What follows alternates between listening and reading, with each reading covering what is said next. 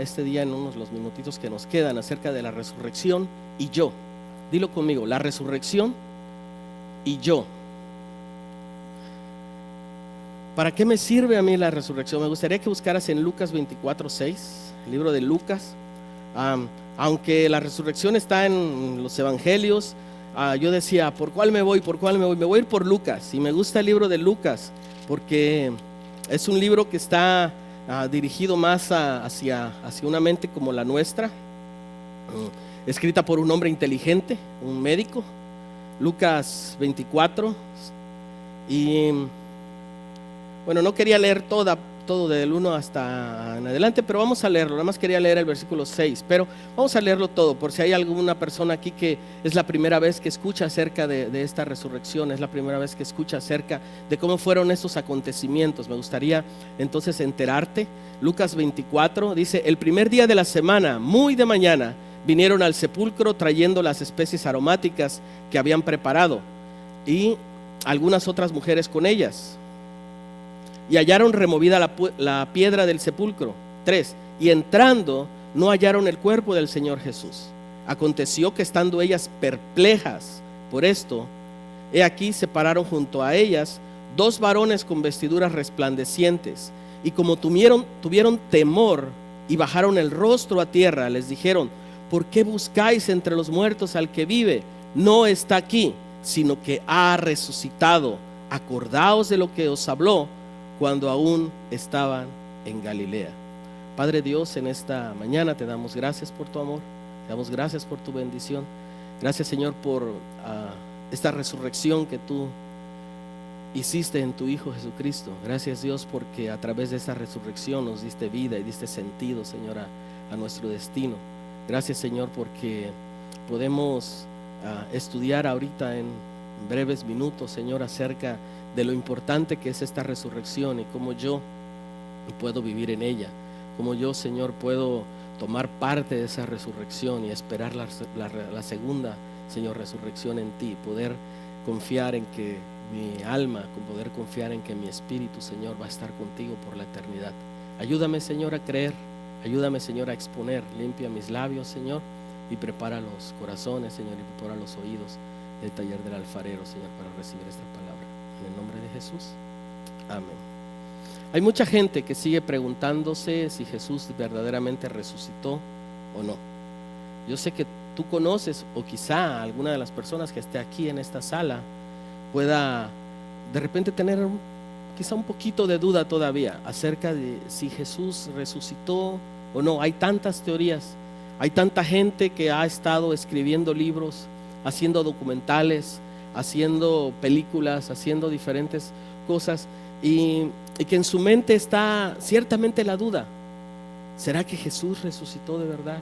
¿Será que no es un invento? Algunos dicen es un invento, bueno, del apóstol Pablo, ¿verdad? Este hombre, él empezó a escribir acerca de un Jesús resucitado, y es un mito que se fue corriendo, fue una historia que se fue corriendo y se fue creyendo. Algunos dicen, bueno, por ahí en los primeros escritos en los evangelios no era así, pero hubo gente en la Edad Media, los templarios, los no sé quiénes, que cambiaron las escrituras, y una serie de cosas que no son nuevas. Realmente todas esas novelas, esas historias que han salido de 2-3 años para acá, no son nuevas. Si tú te pones a leer historia, eso viene desde hace muchísimos siglos atrás. Gente que ha estado poniendo la duda, sembrando la duda, gente con mente llena de humanismo, gente con el deseo de poder tener o explorar nuevas rutas hacia Dios, nuevos caminos hacia Dios, buscando como que si Jesús se casó, que si Jesús no se casó, que si tuvo hijos, que si no tuvo hijos, y empiezan entonces a hacer una serie de cosas, ¿verdad? Lo cierto es que esta bendita palabra dice que Jesús resucitó, que Jesús verdaderamente murió y verdaderamente resucitó. Siempre van a existir los detractores, siempre va a existir gente que va a estar en contra de lo que tú estás diciendo, siempre, porque esto es una forma de vida. Cuando hay una verdad, siempre va a haber una antítesis, ¿verdad? Alguien que va a estar en contra, alguien que va a estar diciendo lo contrario de lo que tú estás pensando, de lo que tú estás creyendo. Sin embargo, hay una verdad en esta palabra, hay una verdad en la Biblia que es que no la podemos cambiar. Hace unos días yo estaba hablando con un joven que tenía ya algún tiempo de llegar a la iglesia, a otra iglesia, pero me hacía preguntas acerca de la Biblia y me decía que si realmente la Biblia, decía, bueno, ya tengo un tiempo llegando a la iglesia. Es más, cuando era niño mis papás me llevaban a la iglesia, mis papás son cristianos. Decía, pero yo tengo muchas dudas acerca de si la Biblia es verdadera o no es verdadera. Tengo muchas dudas que si lo que está escrito aquí es de verdad. Es que he leído tanto, soy alguien que me gusta leer, alguien que me gusta documentarme, y eso es muy bueno. Pero realmente cuando nosotros no creemos lo que dice esta palabra, estamos luchando de alguna manera contra lo que Dios dejó para nosotros. Si nosotros no podemos depositar nuestra fe en la palabra de Dios, nos va a costar mucho poder recibir esas bendiciones, aceptar esas bendiciones que Dios tiene para nosotros. Si nosotros realmente dudamos acerca de lo que Dios ha planteado en este libro para ti y para mí, realmente va a parecer un poquito grosero, pero estamos perdiendo el tiempo buscando de alguna manera a Dios si no creemos lo que dice la Biblia. Esto es fe, esto es vivir por fe, esto es aceptar lo que Dios nos está dando. Su palabra está aquí, no hay más. No hay un libro extra que nos explique cómo llegar a Dios. No hay un hombre con profecía extra a lo que dice esta palabra que nos ayude a encontrar el camino de la salvación. Solamente aquí está escrito en su palabra. Su palabra es verdad, su palabra es para siempre. Dice que los cielos y la tierra van a pasar, pero su palabra no va a pasar, no va a terminar. Siempre va a existir detractores, siempre va a haber gente que va a negar la verdad, y cuando niegan la verdad, niegan a Dios. ¿Y qué dice la Biblia acerca del que niega a Dios? Dice el necio en su corazón, no hay Dios, ¿verdad?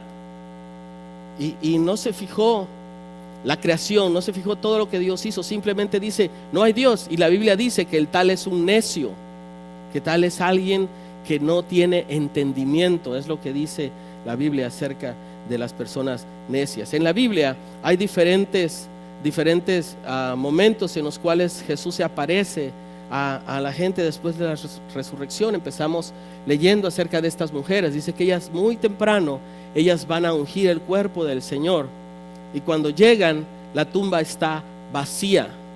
La tumba está vacía y hay unas personas ahí a las cuales ellas le tienen temor, ángeles, ¿verdad?, que están allí, y no son aquellos angelitos con su pañalito, ¿verdad?, y su aquel como Cupido, ¿verdad? Si no hubieran dicho, ay, qué tiernos, ¿verdad? No, ellas tuvieron temor, y dice que ponen su rostro a tierra, y aquellos hombres, aquellos seres que estaban ahí les dicen, no tengas miedo, no tengas miedo.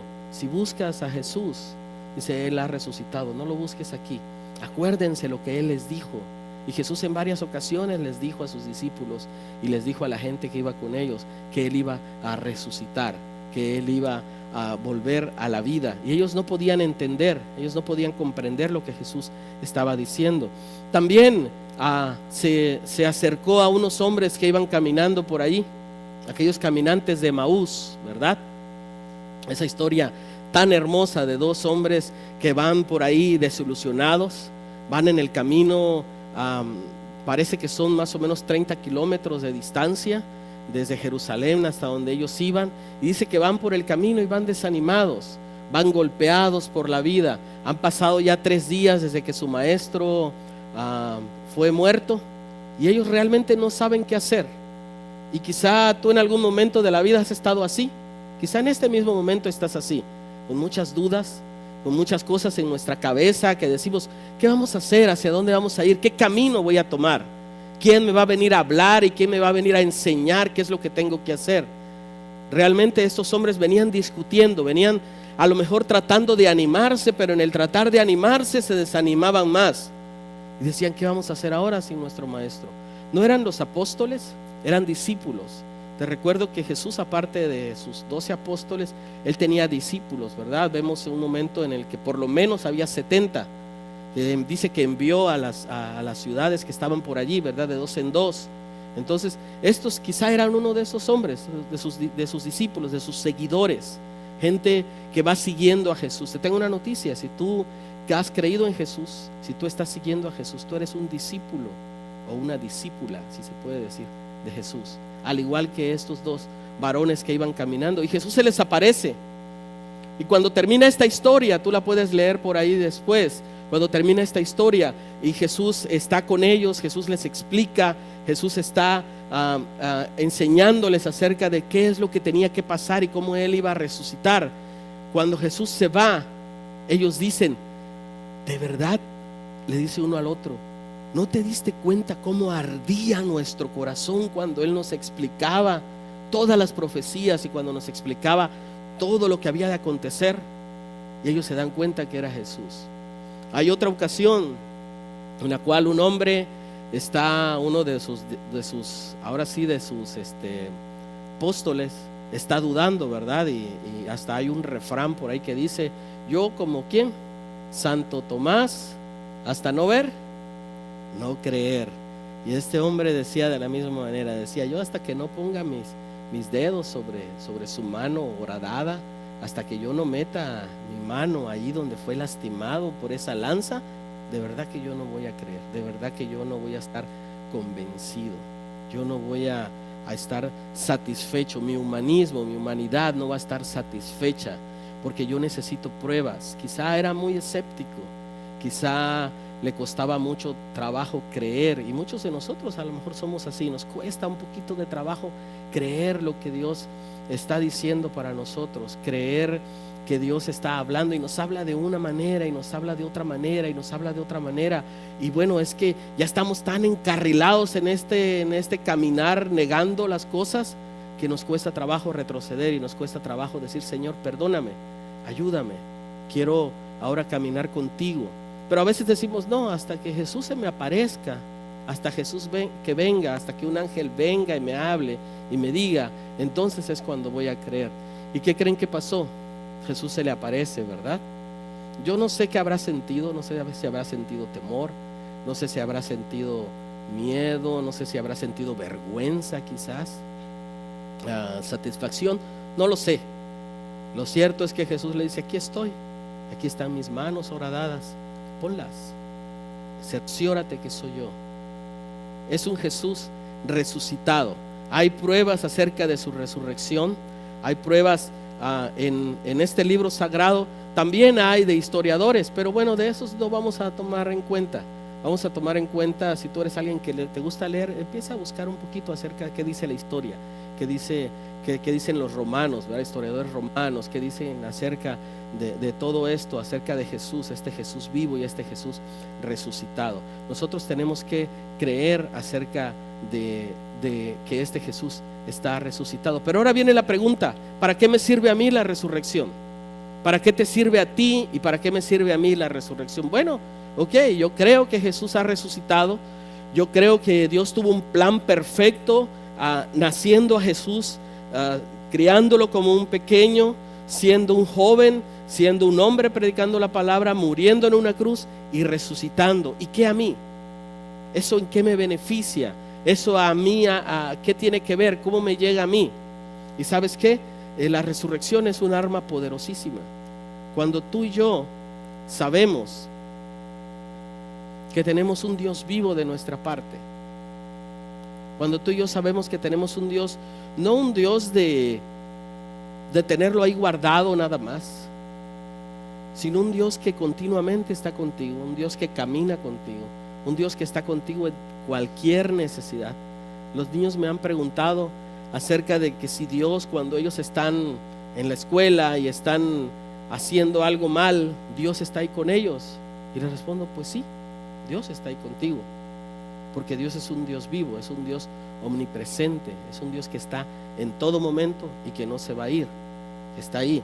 Que si a lo mejor nosotros estamos haciendo algo mal, pero Él está allí, ¿verdad? Él está con nosotros, Él está caminando con nosotros. Esto era, lo he dicho en alguna ocasión, esto era algo que a los romanos no les lograba entrar en la cabeza en los principios del cristianismo. ¿Cómo era posible que estos hombres cristianos de la primera iglesia, cuando Jesús es ascendido al cielo y entonces viene el día de Pentecostés y empieza el cristianismo a crecer, la mente romana no podía comprender por qué los romanos venían a través de su religión, venía de los griegos, y los griegos tenían muchos dioses. Cualquier cosa era un dios para ellos, la lluvia, el viento, el temor, la ira, cualquier sentimiento era un dios para ellos, y tenían un dios para cada cosa, de tal manera que tenían una multitud de dioses. Pero había una cosa, y a lo mejor si tú has visto estas últimas películas que han puesto de Thor y todas esas que hablan acerca de la mitología griega, te has dado cuenta que esos dioses vivían en un lugar específico y los seres humanos vivían en la tierra, y que a esos dioses no les importaba de ninguna manera lo terrenal. Un hombre era un simple hombre, por eso de ahí viene la palabra aquella de es un simple mortal, ¿verdad? Y ese es como una hormiguita, es como algo que no tiene ningún valor. El pensamiento romano decía, ¿cómo era posible que el panadero cristiano decía que su Dios estaba haciendo pan con él? Y decía, ¿cómo era posible que el zapatero que se había convertido a Cristo, que había abrazado esa fe cristiana, esa nueva fe cristiana, decía que ese Dios tan grande estaba golpeando ahí, martillando, clavando los zapatos? No era posible para el romano entender esto. Pero ese es nuestro Dios, un Dios personal, un Dios que está con nosotros si hay muerte o si hay vida, un Dios que está con nosotros si hay trabajo o no hay trabajo, un Dios que está con nosotros si estamos sanos o si estamos enfermos. Ese es nuestro Dios. No es el Dios griego que no le importa, que está en el Olimpo tomando vino, acostado, ¿verdad?, en un camastro, sino es un Dios que está a la par con nosotros, que está trabajando juntamente con nosotros, que está en todo tiempo, en todo momento con nosotros. ¿Y sabes qué? Este Dios quiere que tú y yo estemos listos, y Él nos da algunas estrategias para estar listos y aprovechar esta resurrección. Me gustaría que buscaras en el libro de Juan 16:33. Está por ahí cerca el libro de Juan, siguiente libro, Juan 16:33.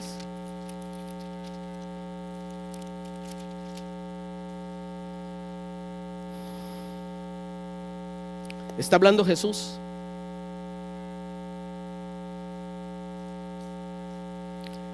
Juan 16:33 dice: estas cosas os he hablado para que en mí tengáis paz. En el mundo tendréis aflicción, pero confiad, yo he vencido al mundo. Jesús nos está hablando de algo aquí.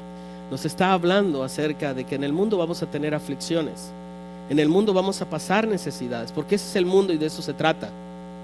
Pero dice Jesús, vamos a confiar, porque yo he vencido al mundo. Dice, ustedes confíen porque yo he vencido al mundo. Van a tener aflicción, pero confíen en mí. Y Él nos da algunas estrategias de cómo tener su resurrección a la mano cada día. Cuando nosotros despertamos, cada mañana que tú y yo despertamos, comienza una guerra. Lo voy a repetir por si están un poquito distraídos. Cada mañana que tú y yo despertamos, empieza una guerra. No importa la edad que tengas, seas un pequeñito o seas un adulto mayor. Cada mañana hay una guerra que viene a tu vida cuando tú despiertas. Cuando tú despiertas, empiezas a trabajar, tu mente empieza a trabajar, tu espíritu empieza a trabajar. Dice que tenemos una lucha que no es contra carne ni es contra sangre. O sea, no estás peleando contra tu esposa, no estás peleando contra tu esposo, contra el vecino, contra el jefe, contra el patrón, contra la gente que te está ayudando. Es una guerra espiritual. Cada mañana que tú y yo despertamos, comenzamos en una guerra. Pero muchas veces no tenemos en cuenta eso. A veces no lo entendemos. Y esa guerra resulta en una derrota para nosotros. Viene el desánimo a nuestra vida, vienen las situaciones que nos abrazan, nos aplastan, nos asfixian, y entonces no encontramos para dónde caminar y no encontramos para dónde ir. Jesús dijo, en el mundo van a tener aflicción, en el mundo va a haber situaciones cotidianas todos los días, pero dice, pero confiar, porque yo he vencido al mundo. ¿Cómo venció al mundo? A través de la resurrección, a través de la vida que volvió a venir, que volvió a llegar, que Dios le dio, como Dios lo levantó. La vida nos puede tomar desprevenidos o distraídos cuando no nos damos cuenta que hay una batalla. La primera cosa que tú y yo tenemos que saber es que hay una batalla que tenemos que luchar. ¿Y cómo nosotros vamos a estar equipados para esta batalla? A través de la resurrección de Jesús. Tenemos un Dios vivo, tenemos un Dios que está vivo. No es un Dios que está muerto, no es un Dios que quedó en la cruz, es un Dios que está vivo. A veces nosotros nos descuidamos, estamos desprevenidos, a veces nosotros no tomamos en cuenta que estamos en una batalla, y eso es lo peor, cuando no sabemos que estamos en una batalla. Algo que tenemos que hacer es reconocer el enemigo, reconocer la estrategia del enemigo. ¿Cómo trabaja el enemigo? ¿Cómo el enemigo viene a nuestra vida todos los días?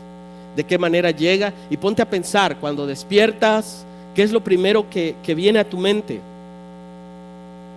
Quizá la cuestión nos pega mucho a los hispanos, la cuestión del trabajo, ¿verdad? Están recortando gente, que está pasando esto, que no sé, cualquier situación. ¿Qué es lo que viene a tu mente? Ya viene la renta, ya viene esto, ya viene el otro, la enfermedad, el doctor me dijo, todas esas cosas que vienen a nuestra mente. Nosotros tenemos que entender que nuestra mente es un campo de batalla.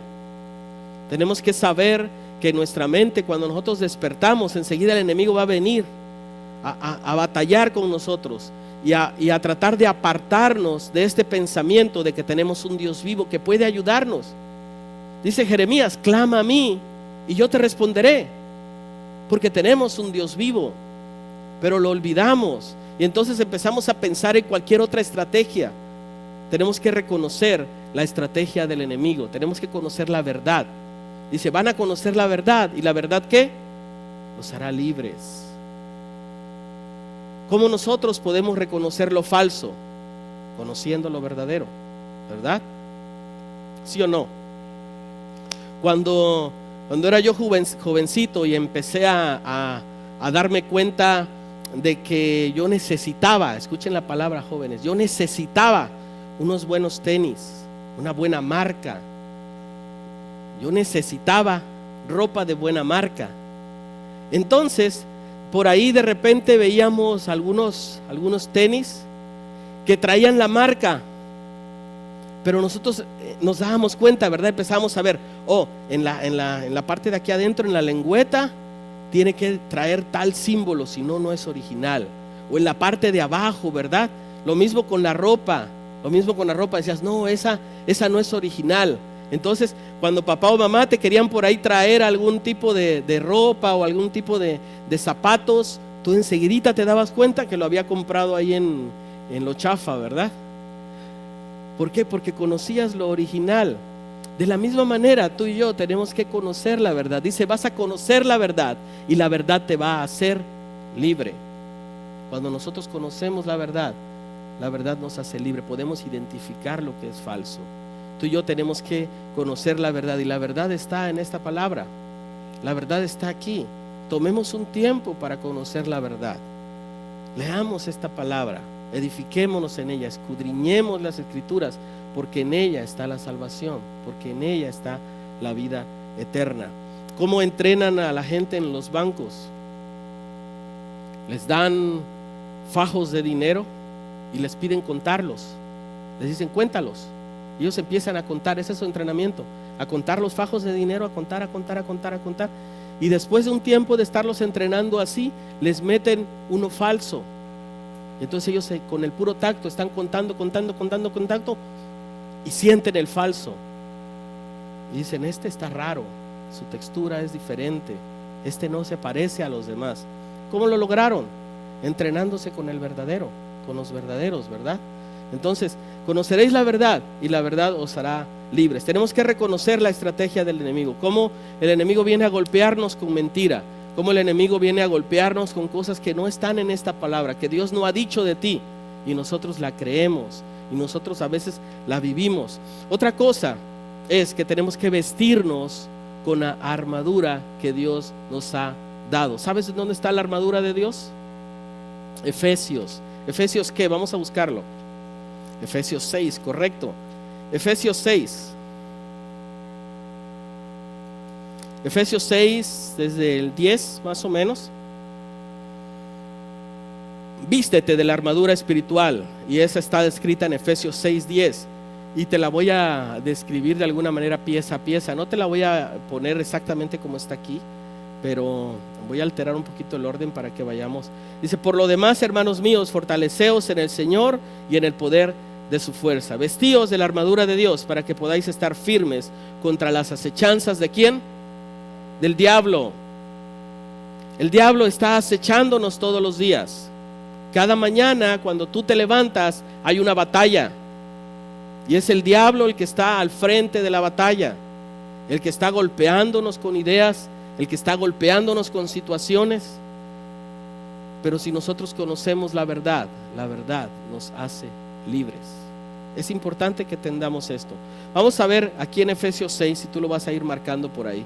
¿Y sabes dónde comienzan las batallas? En la mente. Las batallas comienzan en la mente. El hombre y la mujer comienzan sus batallas en la mente, ¿verdad? Los miedos, las preocupaciones, todo empieza en nuestra mente. Las batallas comienzan en nuestra mente. Por eso es que en este libro de Efesios nos recomiendan algo para nuestra mente. Es el yelmo. El yelmo, el casco, ¿verdad? Tenemos que tener protegida nuestra mente. Dice que nosotros protejamos nuestra mente con ese casco, con ese yelmo, que estemos protegidos, que no estemos listos a escuchar cualquier cosa, que no estemos en todo momento dispuestos a aceptar todo lo que viene para nosotros, sino que siempre estemos con nuestra mente protegida, para que no venga el enemigo a lastimarnos, a cambiar los pensamientos que Dios tiene para nosotros. Otra cosa que es importante es la coraza de la justicia. Las partes blandas de nuestro cuerpo, la coraza. Estos guerreros, aún la policía, si tú los ves, ¿qué es lo que ellos se protegen? Traen su antibalas, ¿verdad? ¿Y dónde se lo ponen? En el pecho. No se protegen las piernas tanto, no se protegen tanto los brazos, las partes blandas, ¿verdad? Las partes que pueden ser lastimadas. Quizá, aunque es una lastimada en una pierna, es difícil, pero un órgano vital les va a causar la muerte. Ellos se protegen su corazón, las emociones. Dios quiere que tú y yo, a través de su resurrección, con este Dios vivo, protejamos nuestras emociones, nuestro corazón. De ahí vienen las emociones, de ahí viene el odio, de ahí viene cualquier cosa que pueda lastimarnos, cualquier cosa que pueda afectarnos, no solamente a nosotros, sino a quienes están al lado nuestro, a nuestra familia, a nuestros compañeros de trabajo, a la gente que amamos. Protege tus emociones. ¿Cómo las vamos a proteger? Con la coraza de justicia, la coraza de verdad. Hay otro aquí en Efesios 6, nos habla acerca del cinturón de la verdad. Estamos hablando de proteger nuestra mente, ¿verdad? Con el casco, con el yelmo. Estamos hablando de proteger nuestras emociones, de ponernos una coraza de justicia. Está hablando del cinturón de la verdad, de estar centrados en la palabra, de creer lo que la palabra dice. Un cinturón es importante, un cinturón de tal manera que hay quienes dicen por ahí, ¿verdad? Fájate bien, ¿verdad?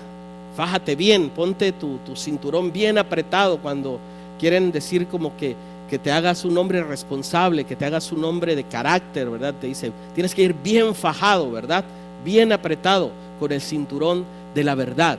Es importante que tú y yo entendamos esta cuestión de la resurrección. Es importante que tú y yo entendamos que tenemos un Dios que está vivo, ¿Cómo está nuestro Dios? Vivo. De verdad que está vivo, hermanos.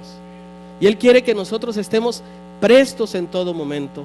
Él quiere que tengamos protegida nuestra mente de las circunstancias, de lo que el mundo dice, de lo que la comadre dice, de lo que el compadre dice. Quiere que estemos protegidos en nuestro cuerpo también, nuestros órganos vitales, nuestro corazón, nuestros pulmones. Quiere también que tengamos nuestro cinturón de verdad bien ajustado. ¿Y dónde vamos a encontrar la verdad si no es en esta palabra? ¿En dónde vamos a encontrar lo verdadero para nosotros si no es aquí? En la palabra de Dios, esta que va a permanecer para siempre. Es importante entonces que tomemos un tiempo para escudriñar esta palabra, para entenderla, para filtrar lo que nos enseñan. Yo no te voy a decir que no escuches radio, que no escuches televisión cristiana. Yo lo estoy haciendo también. Estoy de alguna manera escuchando, pero es importante que filtremos. No todo lo que alguien paga en la radio para hablar es verdad.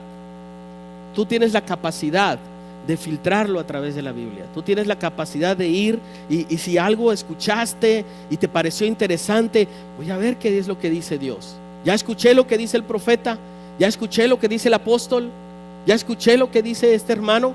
Ahora, ¿qué dice Dios? ¿Verdad? Y voy a checarlo. Si hay algo que está contrariado, entonces no es de Dios. Si hay algo que está en contra de lo que dice esta palabra, entonces no es de Dios. Tienes que estar presto con esta armadura bien puesta. El calzado del evangelio de la paz. El calzado del evangelio de la paz. Mira, tú y yo tenemos que elegir ser pacificadores. Tú y yo necesitamos elegir llevar paz en lugar de muerte. En lugar de llevar a discordia, necesitamos elegir llevar paz. Dios nos está diciendo que nos calcemos del evangelio de la paz, que seamos pacificadores. Y mi último punto es que uses tu fe, que vayas bien vestido a la batalla, que no escojas como en el buffet lo que te gusta. No digas, bueno, pues me voy a fajar bien con el cinturón, pero no me voy a poner el yelmo, ¿verdad? Porque me gusta escuchar cosas. Dice que nos vistamos de toda la armadura, no nada más algunas cositas que nos gustan. Esto sí me gusta y esto no me gusta. No me voy a poner el calzado del evangelio porque es un poquito pesado ser pacificador. Mejor me voy a poner estos otros tenis más cómodos, ¿verdad? Unos Reebok o unos Nike. Pueden ser los Reebok o los Nike. No, dice que nos pongamos toda la armadura y con ella vamos a poder enfrentar las acechanzas del enemigo. No te dice que escojas cuál te queda bonito, cuál te va mejor con el color de tus ojos. Dice que te pongas toda la armadura. No importa que se vea pasada de moda, no importa que no combine, ¿verdad? No importa que de repente te pintaste el cabello y no va con la coraza. Tienes que vestirte, tenemos que vestirnos de toda la armadura, porque en ella vamos nosotros a poder aprovechar completamente la resurrección de Cristo. ¿Cómo nosotros podemos aplicar la resurrección de Cristo a nuestra vida? Entendiendo cómo trabaja el enemigo, desenmascarando esas mentiras que vienen a nuestra mente, que vienen a nuestras emociones, poniéndonos ese cinturón de la verdad, calzándonos esas sandalias, esas botas o como quieras llamarle, siendo pacificadores. De esa manera nosotros vamos a poder aprovechar muchísimo más a este Dios vivo, no un Dios poquito vivo, no un Dios medio muerto, medio vivo, un Dios completamente vivo, que quiere darte vida y vida en abundancia. Que Dios bendiga su palabra.